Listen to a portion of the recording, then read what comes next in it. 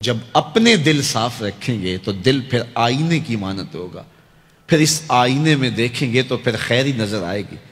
تو جب آئینہ ہی دھندلا کر لیا تو پھر کیا دکھائی دے گا؟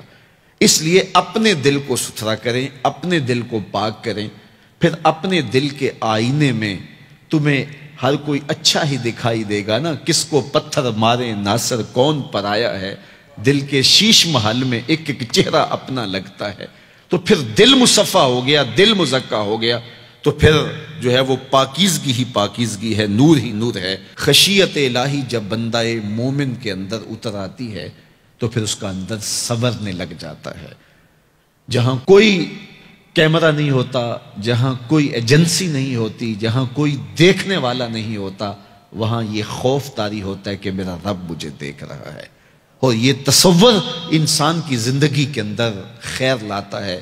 خشیت الہی باطن کو نکھارتی ہے، سجدوں میں لذت پیدا کرتی ہے، رکوع اور قیام میں سرور پیدا کرتی ہے، یہ نیتوں کے اندر خلوص اور للہیت پیدا کرتی ہے، یہ تمہارے اعمال کے اندر حسن پیدا کرے گی۔ اگر اللہ کی خشیت باطن میں نہیں ہے تو کھوکھلے عمل ہوں گے، ریا ان پر مسلط ہو جائے گی، دکھلاوا آ جائے گا، عجب آ جائے گا۔ ہم تو نماز پڑھنے لگ جائیں تو بے نمازیوں کو حقیر سمجھنے لگ جاتے ہیں۔ وہ کیسی نماز ہے جس نے ہمیں تکبر میں مبتلا کر دیا، جس نے ہمارے دماغ میں غرور بھر دیا، ہمیں لوگ بونے بونے اور چھوٹے چھوٹے دکھائی دینے لگے اگر ہم نے جو ہے وہ چند سجدے کر لیے۔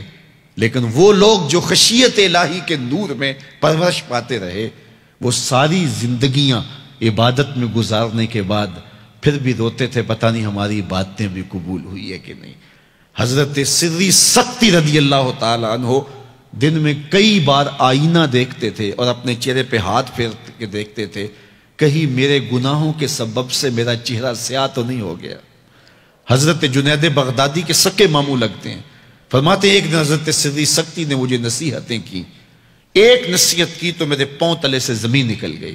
کہنے لگے بیٹا جب میں مر جاؤں تو مجھے بغداد سے باہر دفن کرنا۔ تو میں نے کہا کہ حضرت لوگ تو بغداد میں دفن ہونے کو ترستے ہیں، تو آپ کہتے ہیں مجھے بغداد سے باہر دفن کرنا؟ تو حضرت سری سختی رضی اللہ تعالیٰ عنہ فرمانے لگے کہ اے جنید میں ڈرتا ہوں میری بدعمالیوں کی وجہ سے بغداد کی مٹی مجھے قبول کرنے سے انکار نہ کر دے۔ یہ وہ لوگ تھے تتجافا جنوبہم عن المضاجع، جن کی کروٹیں خوف و طمع میں بستروں سے الگ رہتی تھی اور اللہ کو پکارا کرتے تھے، راتوں کی تنہائیوں میں اٹھ اٹھ کے راتوں کو آباد رکھا کرتے تھے۔ حضرت شیخ سعدی نے لکھا ہے کہ مطاف میں ایک شخص کنکروں پہ پیشانی رکھ کے رو رہا ہے اور کیا کہتا ہے، اللہ مجھے معاف کر دے نہیں تو قیامت کے دن نابینا اٹھانا، تیرا کیا تیرے بندوں کا سامنا نہیں کر پاؤں گا۔ اتنے درد سے روتا ہے کہ سینے میں دل ڈولتے ہیں۔ ایک شخص تو اپنا طواف چھوڑ کے اس کے پاس کھڑا ہو گیا، اس کی پشت پہ ہاتھ پھیرنے لگا، حوصلہ رکھ اللہ بڑا کریم ہے، حوصلہ رکھ اللہ بڑا رحیم ہے، اور اس کو تسلی دینے لگا۔ اور وہ اتنے درد سے روتا ہے، اس کی چیخیں سنی نہیں جاتی، مطاف کے کنکروں پہ اس کے آنسو گرتے ہیں، اور کہتا ہے اے اللہ مجھے معاف کر دے نہیں تو نابینا اٹھانا، تیرا سامنا تو بڑی دور کی بات، تیرے بندوں کا سامنا نہیں کر پاؤں گا۔ تو اس شخص نے طواف چھوڑ دیا اور اس کو تسلی دینے لگا۔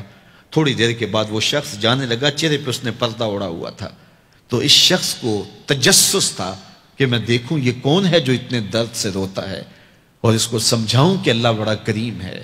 تو وہ اس کے پیچھے چل پڑا۔ تو جب اس شخص نے نقاب سے پردہ اٹھایا تو اس شخص کی چیخیں نکل گئیں، فائزہ ہوا الشیخ عبد القادر جیلانی۔ تو یہ زاروں کے تار رونے والا شیخ عبد القادر جیلانی تھا۔ آج پیر کہتا ہے کہ میں تمہیں بخشوا دوں گا، ضمانت فراہم کر رہا ہے۔ یہ حضرت غوث اعظم رضی اللہ تعالیٰ عنہ یہ خشیت، یہ عاجزی، یہ نیاز مندی اللہ کے حضور پیش کر رہے ہیں۔ جب تک خشیت کا یہ عالم بندے کو اوپر طاری نہیں ہوتا اتنی دیر تک اس کے عمل اس کے اندر عجز پیدا نہیں کریں گے، عجب پیدا کریں گے، ریاکاری پیدا کریں گے، تصنع پیدا کریں گے، وہ لوگوں کو حقیر سمجھنے لگ جائے گا۔ اور اس کائنات میں اس سے بڑا کیا جرم ہو کہ کوئی کسی کو حقیر سمجھے؟ تو کسی کو حقیر مت سمجھو، اپنے اعمال کا کیا یقین ہے کہ وہ قبول ہوئے ہیں کہ نہیں ہوئے۔